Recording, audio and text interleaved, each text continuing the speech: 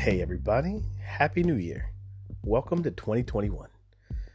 Coming up next is the first episode of Move the Needle in the New Year. Stay tuned, we'll be right back.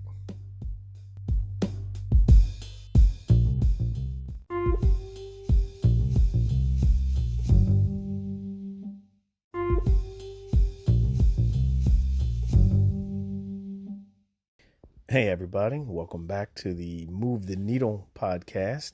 It's part of our monthly series with the LiveAllGood podcast.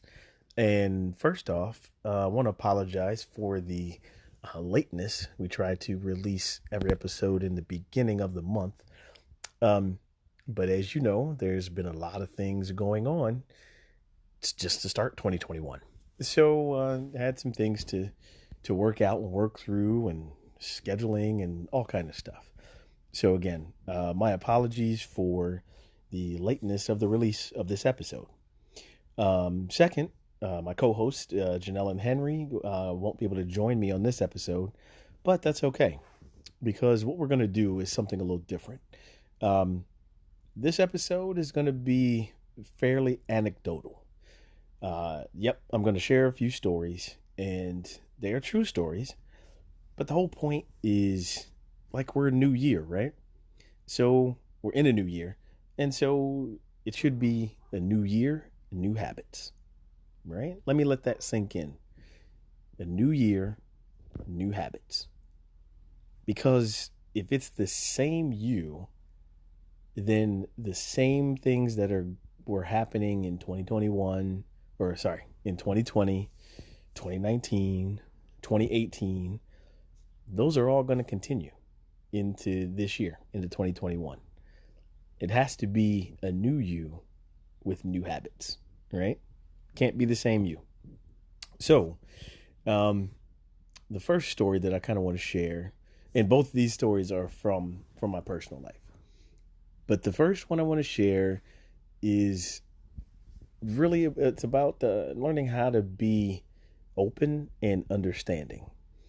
Without going into detail, my daughter and I had a conversation about the facts of life. That's right. About sex. I have to whisper that. No. But a lot of times parents don't know how to address sexual topics with their kids. And we're not just talking about negative topics.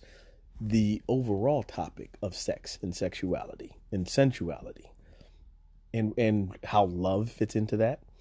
So not to go into too much detail because I will not betray the trust of my daughter by any stretch. But there were some things that were brought to my attention based on this brave new world that our children and a lot of students have to enter with remote learning, right? So there were some things that were brought to my attention, and I looked into it and decided, well, okay, I have to ask what's going on. Are these things just based off of accidental searches, or are they based off of things that you are actively searching and wanting to know about? And I have to say that I'm very proud of her because it shows that we have developed a really good foundation, because she was honest and said, well, yes, I have some questions and there's some things that I was searching because I wanted to see what they were about. So after that, based on the answer, the conversation kind of went into, she was searching things because she wanted to be prepared for the time of when that happened. And I have to laugh because let me backtrack a little bit. I'm telling you, it's worth it to know your kids, know their personalities, understand how they think at an age, whatever age they're at, because her definition of being prepared for it was completely different than what the actual it is. So that's why I laugh. But also it's critical So I'll get back to that. What's critical? So the conversation continued, and I had to listen to what she was trying to find out and why she was searching those things. Completely told her, look, this is an open conversation. You're not in trouble, but I need to know, what are you searching these things for? And obviously the embarrassment happened a little bit from her side, because it's hard to talk about these things. And I'm sure for any listeners out there, as an adult, how often do you feel embarrassed for talking about and using proper language when speaking on sexual issues and sensual issues, right? So it doesn't have to be taboo. We all have those things. It's normal. Those are human feelings, whether they're hormonal, they're physical. It's all emotional. It's all wrapped into one thing. But don't let it be taboo because it's difficult, right? Or it's challenging to talk about those things, and you feel like you're never ready. Or is there a right time? Is there ever really a right time? Right? So anyhow, our conversation moved on and moved forward. And what I explained to her, again, without going into detail, but what I explained to her was some of the realistic things about sex. And again, trust me, at an age appropriate level, right?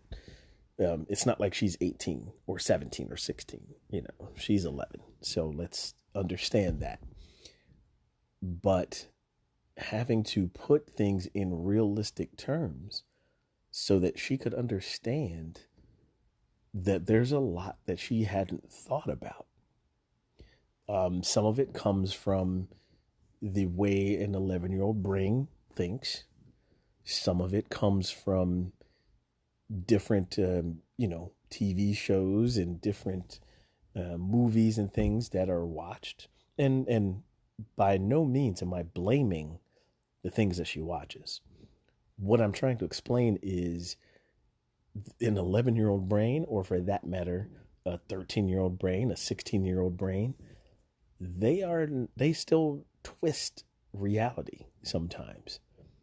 So it's even more critical to be open and honest and give a realistic picture, because some of the things that they might see or hear are going to be distorted versions of reality, distorted versions of the truth.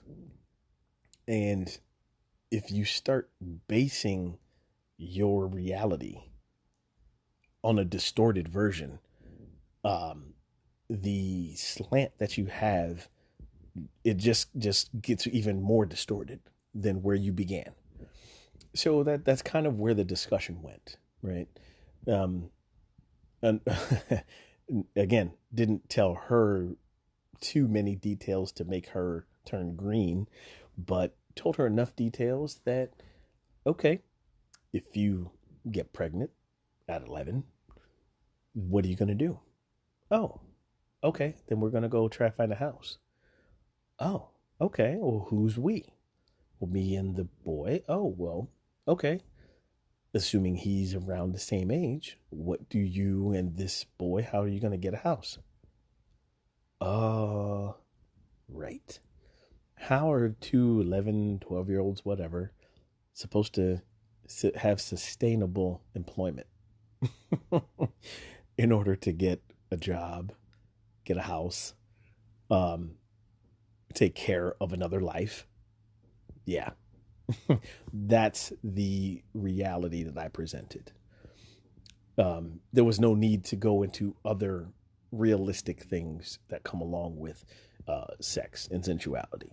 What I did also explain was that I hope that she would learn to love the person, and that the person would love her before the physical act of anything sexual would take place. And she actually said, well, yeah, I'm going to work hard on that. So that was a plus. The other thing I want to share is that, again, you have to be able to deliver things on the age appropriate level. Although, she didn't think about a lot of those things, and it's okay. And I told her that. I'm like, yeah, I know you didn't think about those things. You thought about you, meaning her, she had to be prepared for something.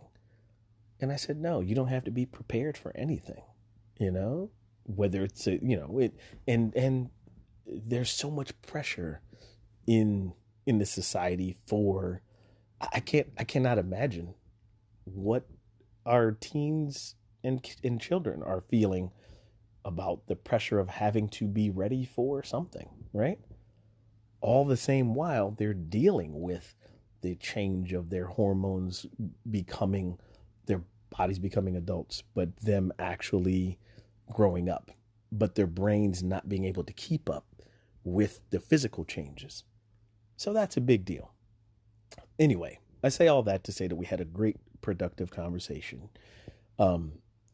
I do want to share this too, that she was finding it hard to tell me because she's like, well, you're a dad, you're going to freak out. But her thought of me freaking out was based on certain unrealistic shows that she watches. They frequently show the dad freaking out because the dad's uncomfortable talking about those things, right?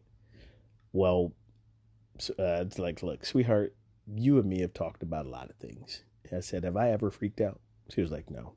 It's like, okay, so why am I going to start now? And I told her to look me in the eyes. And we sat as we were sitting down, and I actually held her hands while I looked her in the eyes. And I said, look, I will always love you. I just want you to be comfortable in talking to me about anything and know that I'm not going to freak out. So that's when we continued on with the conversation. So that is my first anecdote, right? The point is, we're talking about new year, new habits. That's what I want to encourage adults. So often we talk at our children, and not necessarily our children, but young people also. We talk at them. We don't talk with them. And I encourage you to actually talk with them. Listen, right? Don't offer your thoughts. Ask them what their thoughts are. And this is not just about sex or anything like that. This is about any topic, anything, even all of the racial tensions going on. Or this could be about remote learning, about the coronavirus, anything, any particular topic. Talk with your children. Try to see their point of view, right? It might take a while to get there. It also might take a while to decipher what they're trying to say. So try to fill in the blanks with helping them say, reframe it. Ask them, okay, so is this what you're saying? Is this what you mean? So that you get a true picture of what they're trying to say and how they're thinking. But believe me, they have their own thoughts. They have their own personalities. They have their own anxieties and fear, right? Without us transferring any of that to them. So go ahead and I encourage you to be open to that. I encourage you to listen to them. I encourage you to be that use the new year and create a new habit.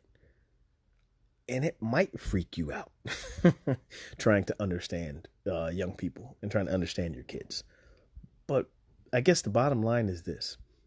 Do you want them to think that you're going to freak out over every little thing, and then they do not trust you and they go to another source?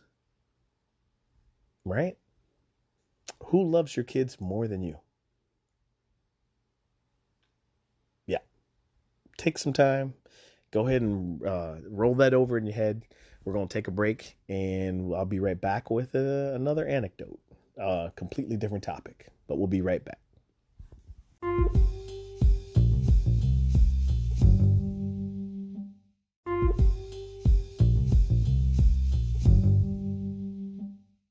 Welcome back to January 2021 monthly podcast, Move the Needle. This is Lee Grigsby, and if you didn't hear in the beginning, my co-hosts Janelle and Henry could not be with me for this episode, but they will be back. I promise you that. Hopefully you found my first story, my first anecdote about being open, right, with your kids. Hopefully you found something useful from that. The theme for this episode, though, is New Year, New Habits, right? And so if you're trying to have new habits, the easiest way to do that is you cannot be the same. You can't be the same person. Because if you're the same person that you were in 2020, that you were in 2019, on and on and on, right? Then you're going to have the same habits. If you try the new habits, that means you have to step outside the comfort zone. You got to step outside yourself and become a new you in this new year in order to have new habits. So the next anecdote I want to share is more along, I don't even know how to really describe it, to be honest. But I've got this friend. And I say friend because I find it hard not to call this person a friend. This person and I definitely have different views on the world. We have different views politically. We have different views about people and how people can come into their own. And I'm highly paraphrasing here. I'm trying to put it nicely. But this friend I'm speaking of, a lot of times I believe their opinion makes them come off as a complete ass. And that's just fact. This friend may even agree with that assessment. And I'm not sure if they would care. And that's okay. Right? Everybody is entitled to their own opinion, especially when it comes to people's opinions of, or other people's opinions of themselves. You may not give a damn. Anyhow, the story that I want to share, it has a lot to do with everything that we've seen boil or come up to a boiling point last summer in 2020. 6 days into the new year here, you know, this friend and I have discussions, and I will be honest that they are definitely respectful, right? We don't lose sight of the fact that we're having a debate. We don't lose that sight there. But so we definitely have differing opinions, and we express those. And we go back and forth sometimes. So the last text, it was a text conversation this particular time. We were having this conversation, and it revolved around the events of the beginning of January this year with what happened at the Capitol. I think it revolved around that, but it basically went to the deeper issues of what we've been talking about, not just in the summer of 2020, but overall with the foundation of this country and ideals and principles of how marginalized people and how Black people and brown people have been treated, and how this system is not broken, how the system is doing what it's designed to do, but now we need to change the system. which is obviously going to be hard work. It's going to take a long time. I'm not sure if we see that happen in my lifetime, but we're going to continue to try to edge ever so closer to changing that system. Anyhow, this particular conversation, we're going back and forth and making our points and counterpoints.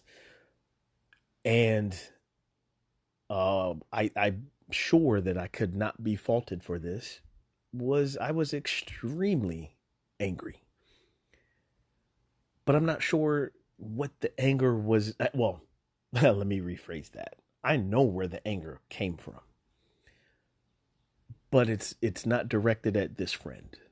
It was directed at this friend's inability or seeming inability to show empathy towards other people's experiences. And I think that's where the anger really begins with this friend that I'm speaking of. So anyway, I probably unloaded a little unfairly on this friend, but to this friend's credit, it does not deter this friend from still making counterpoints. But so much so that it seems like we had almost two different conversations going on. Okay. So what I did was I said, look, this is going where it doesn't need to go. So we need to actually speak, whether it's a video call, whether it's a phone call, whatever that is. And I bring up this particular friend because this is the type of person that if I'm working to change the system that we're talking about, the system that is not broken, but is designed to hold white male landowners originally in power, and now more accurately white people in power. If this is the system that we're trying to change, this particular friend is the exact friend that I cannot give up on. I cannot quit engaging, because if I do, what good is that? Isn't that the same that everyone else would have done? Written this off as, you know what, you're just a fucking asshole. You're not going to change. You're not going to do this. You're not going to do that. So, piss off, right? I mean, I would think I'd be justified if I chose that route. But everything, and I to anyone listening to this, I promise you, that's exactly what I wanted to do, right? I wanted to quit on this person. I wanted to say, you know what? Fuck it, I'm done. Like, why am I giving my energy when my energy can be used in so many other places? But that was a lot of anger, I think, talking. And again, like, justifiably, there's no one to say that this is wrong or right. But I believe that I have a purpose on this earth. Maybe many purposes. I don't know. But so I decided to, once, like I said, I told this friend, like, look, this needs to stop. We're going to have a conversation instead. And there are areas where this friend and I actually agree and connect on things. So it's not all one-sided. I don't want you guys to have this overarching opinion that Lee, you're wasting your time. Or you might, I can't argue with that. You might. But the bottom line is, what I'm saying is that I decided to step back, right? I stepped back away from my personal aspects of this and looked at what the real effect is that I'm going for. What is the outcome? and understanding that this is bigger than me. This is bigger than me. Although I have to use my personal experiences in order to keep pushing things forward and bringing things to light, it is much bigger than myself. And for that reason, I can't quit on this friend. I can't give up on this friend because it's bigger than me. And at the same time, you can't have people who think the same as you. If we all had the same perspective and we all had the same thoughts, what good is that going to do? Yes, there'd be harmony and blah, blah, blah. Everything would be just so smooth, but that'd be boring and no one would grow. No one would learn, right? So yeah, because it's bigger than me, I am choosing not to quit or give up on this friend. I'm not even sure if this friend knows this. This friend will know once we actually do get a chance. I mean, it's crazy scheduling, but once we get a chance to talk, I will be sharing this with this friend. And so that is the second anecdote that I want to also encourage you. And we're talking about new year, new habits, right? I can guarantee you, a few years ago, I would have quit. Because that's the easy thing to do. Just because it's challenging, just because it's difficult, does that mean you quit? No, you don't. You don't quit. Did our ancestors quit because things were difficult? No, they didn't. If they had quit, we might all still be in chains. Who knows? And I'm talking both white and black ancestors, right? So, yes, I encourage you, I challenge you, new year, new habits.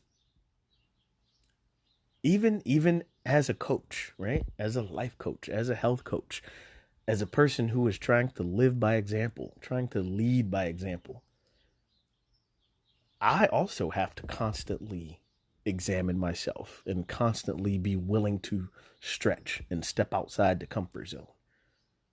No one knows everything, and there's always something to learn. So if you really want to have a different 2021 than you did 2020, think about that. New year, new habits. There's no way that you get the new habits if it's the same you.